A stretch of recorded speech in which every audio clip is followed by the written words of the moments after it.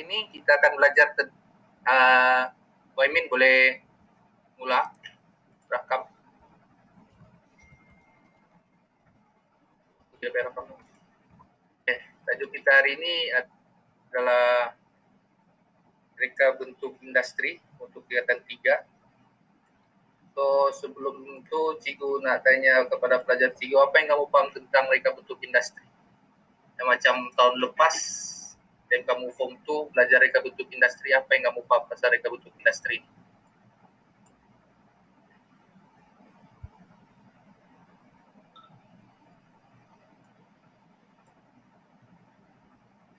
Ada yang boleh jawab? Boleh jawab dari ruang chat ni ataupun terus buka voice. Kita buka voice lah. Cikgu pun bercakap sama buka voice juga. Itu saya nak jawab dulu. Okey, boleh cuba. Reka bentuk industri adalah sebuah penghasilan produk daripada sebuah industri untuk kegunaan manusia yang memberi manfaat kepada manusia. Setakat itulah yang saya tahu, Cikgu. Kira betul lah tu jawapan tu. Dia lebih ke arah macam peredaran massa kan. So kiranya mereka bentuk produk yang dihasilkan itu mengikut peredaran massa, lebih berteknologi dan lebih kreatif lah. Lebih memberi manfaat dan kemudahan kepada para pengguna. Macam ni untuk yang tahun lepas, contoh. Ini contoh. Reka bentuk industri apa yang kamu telah belajar tahun lepas. So sini cikgu ada soalan sedikit. Dalam ni ada 3 jenis gambar, yaitu botol air. Cikgu mau kamu terangkan tentang fungsi dan perbezaan kelebihan daripada reka bentuk yang dihasilkan ini. Boleh tak? Siapa menjawab? Jawab, saya try. Salah didapat, cikgu boleh perbaiki, beritahu mana yang salah tu bagus. Supaya cikgu boleh tahu tahap kefahaman kamu sampai mana. Ada yang mau coba jawab? Ini gambar botol air. Edlin? Mau try? Jeremia? Erin mau jawab? Jahat nama kamu.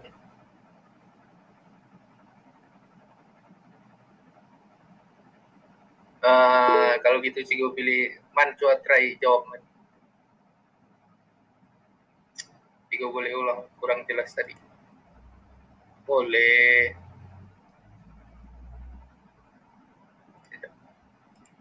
Dalam gambar ni, ini gambar ada 3 jenis botol. Mereka bentuk industri botol. Cikgu mau kamu terangkan fungsi botol ni dan juga perbezaan kelebihan daripada struktur reka bentuknya.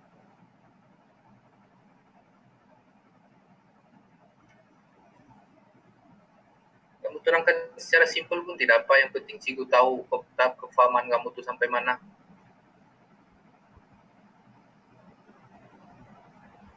Jelas tak?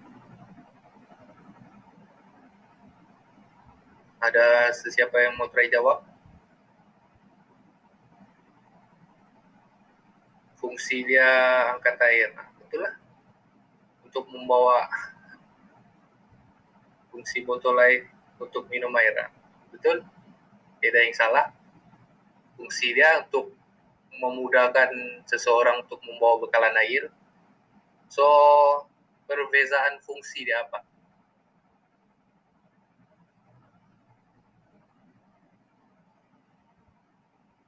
Ada yang tahu?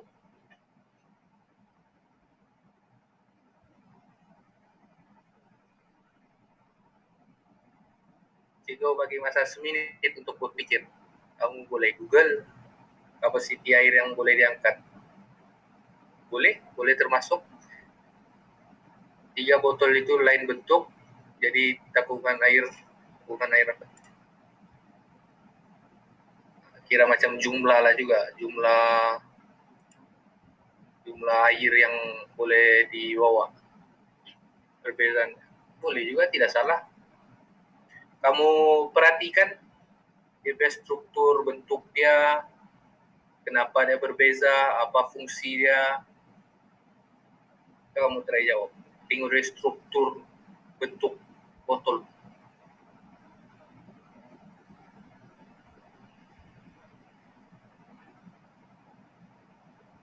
Boleh jawab?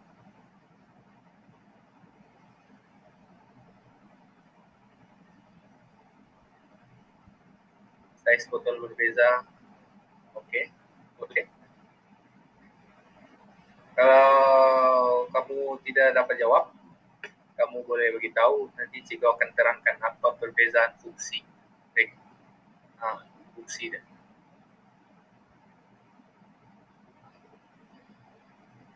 So, boleh cikgu jawab?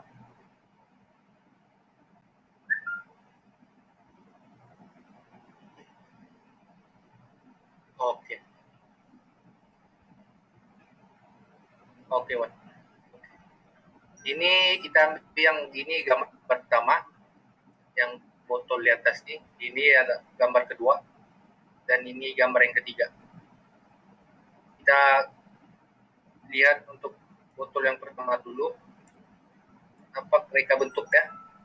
Dia ada tempat pemegang, so mudah untuk seseorang pengguna itu untuk bawa botol nih. Sebab kalau dari struktur bentuk badan ini susah untuk digenggam dengan satu tangan, so agak sukar untuk seorang itu membawa botol ini untuk bergerak dengan mudah. Untuk botol yang kedua pula, dia punya permukaan botol itu tidak rata, so dia akan bagi cengkaman pada tangan seseorang untuk membolehkan seseorang itu handle botol itu dengan lebih baik lah dan tidak terlepas. Dan botol yang ketiga nih, dia yang beza dia dengan botol pertama dan kedua ini diperbuat daripada plastik. Yang ketiga ini dibuat daripada jenis aluminium ataupun besi, yang mana boleh mengekalkan suhu air, contoh air panas, air sejuk, so boleh kekalkan suhu air dalam jangka masa yang agak lama. So itu antara kelebihan tersendiri daripada struktur reka bentuk botol tersebut. So student boleh paham kah? Syaitan.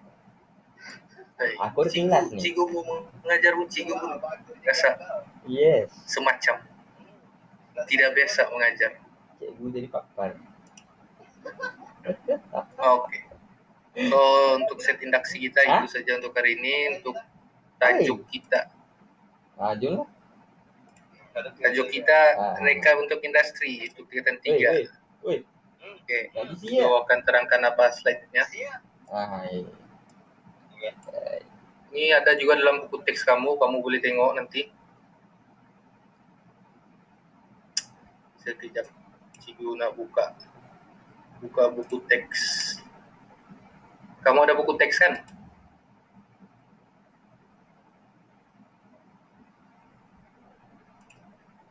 Oke.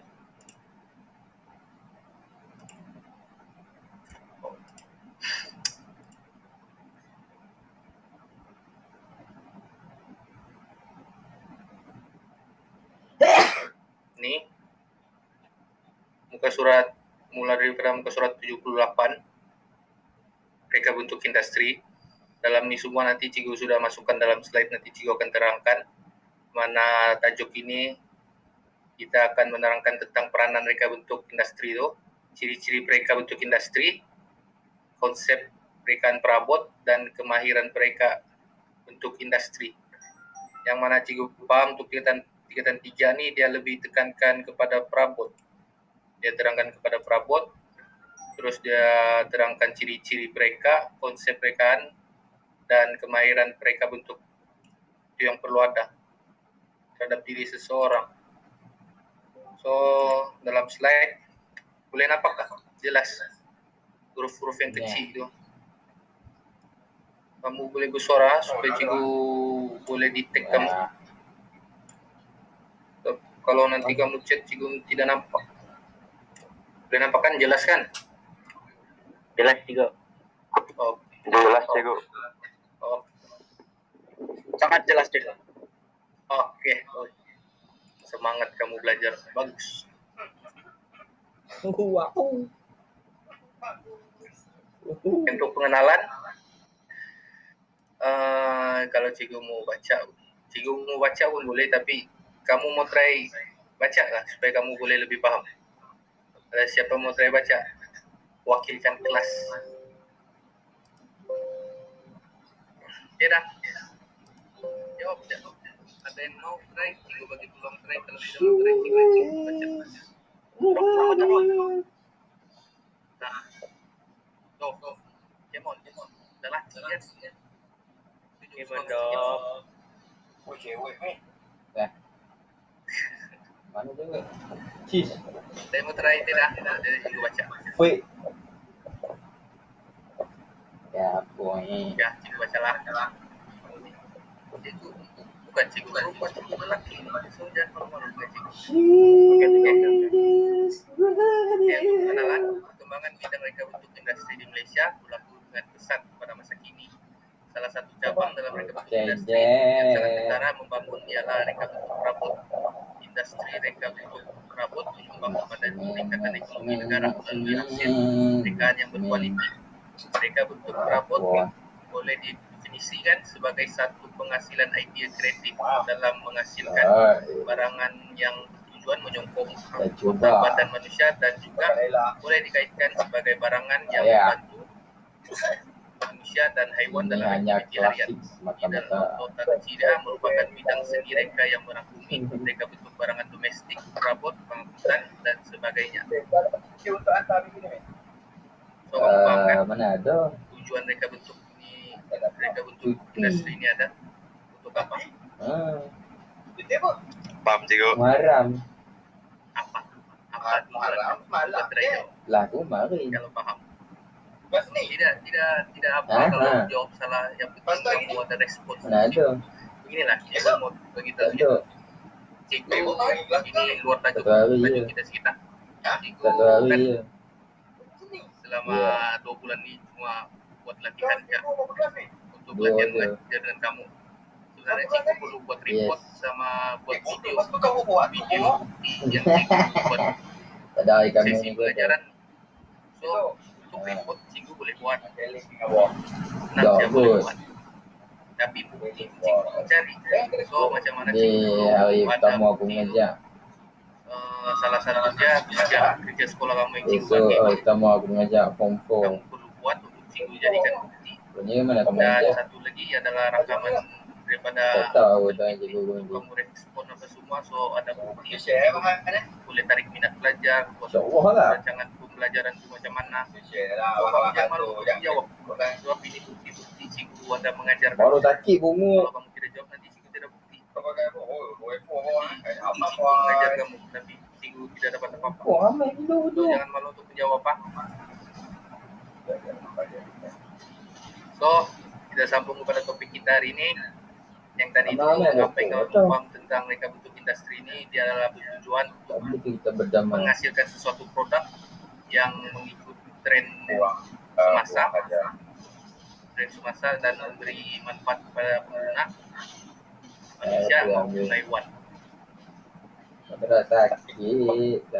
Dalam konsep reka bentuk perabot ini Sakit. terbagi kepada 5, yaitu antik, klasik, retro, ultra modern, dan kontemporari. Ayah koning ni kok. Susah. Yang pertama yaitu konsep antik, berdasarkan gaya reka bentuk zaman terdahulu dan tidak terbatas pada sebuah negara.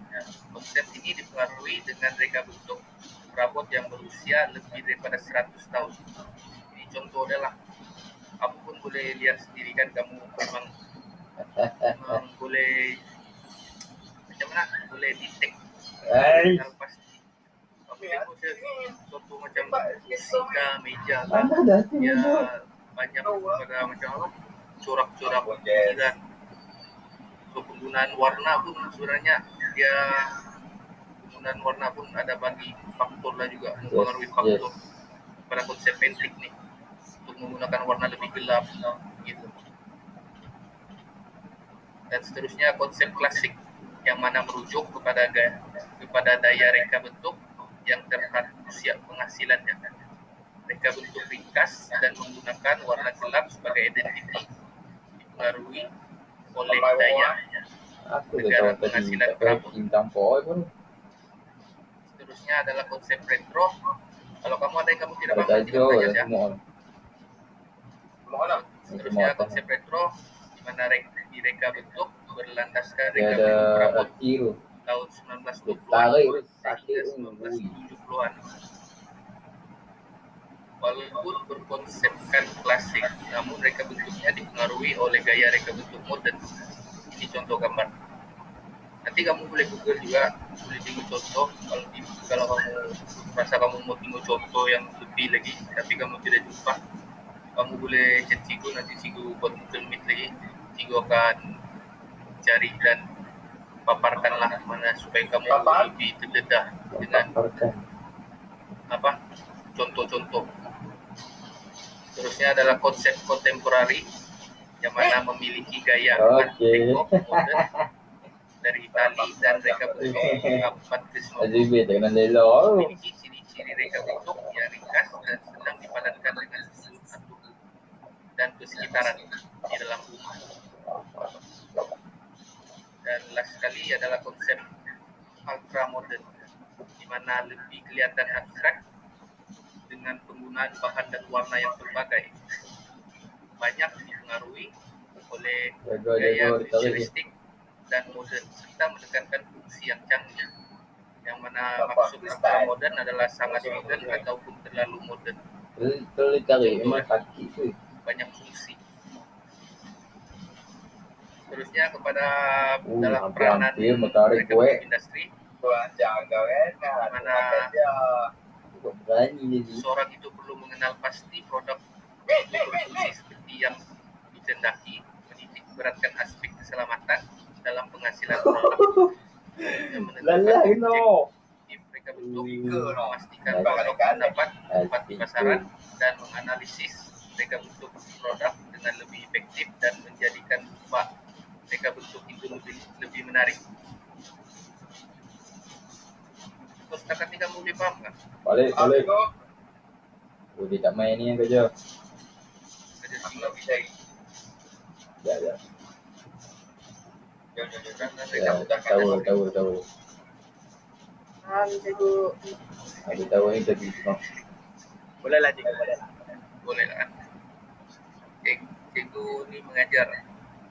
Cikgu tanya kamu paham ke tidak? Cikgu sendiri pun tidak paham. Bukan cikgu tidak paham lah. Cikgu paham. Tapi cikgu tidak tahu macam mana mau jelaskan lebih terperinci itu macam mana. Tapi kalau kamu tidak paham, kamu ditanya saja. Nanti cikgu akan terangkan lebih lanjut. Oke, seterusnya adalah berkaitan dengan ciri-ciri reka bentuk industri. Ciri-ciri yang perlu ada terhadap seorang reka bentuk industri. Yaitu kreatif, imajinasi, dan bakat seni. Berkemahiran komunikasi dan seorang pendengar yang baik. Mempunyai cita rasa warna yang baik dan teliti, kebolehan untuk menghasilkan ilustrasi dan lukisan teknikal. Fleksibilitas dalam mereka bentuk dan berkemahiran dalam menyelesaikan masalah. So ini antara kemahiran yang perlu ada, ya, ada 4 jenis, yaitu mengetengahkan ide, pengetahuan teknikal, kebolehan komunikasi dan menyelesaikan masalah. Yang pertama, mengetengahkan ide, bagaimana berasaskan masalah yang dikenal pasti. Mereka bentuk industri mampu menjelmakan ide pada image yang memiliki nilai estetik.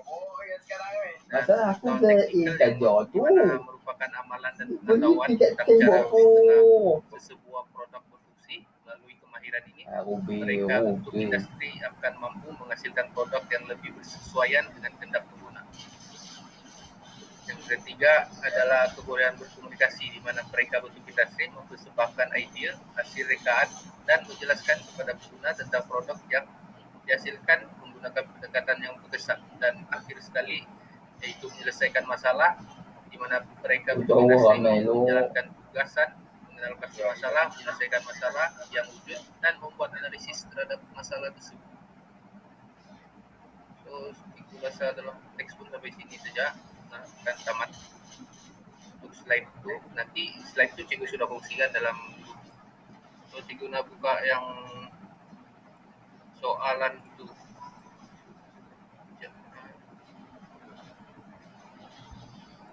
Oh, berkecai.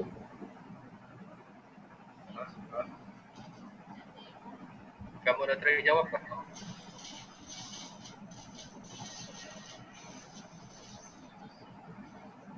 Berapa soalan? Kayak koneng Ada nih, Bo. 13 soalan. Koneng. Kamu mau try jawab di sini kan? Satu kali nak ulang aja. Enggak, kamu mau try buat sendiri dulu. Buat sendiri lah, Cikgu. Boleh buat sendiri.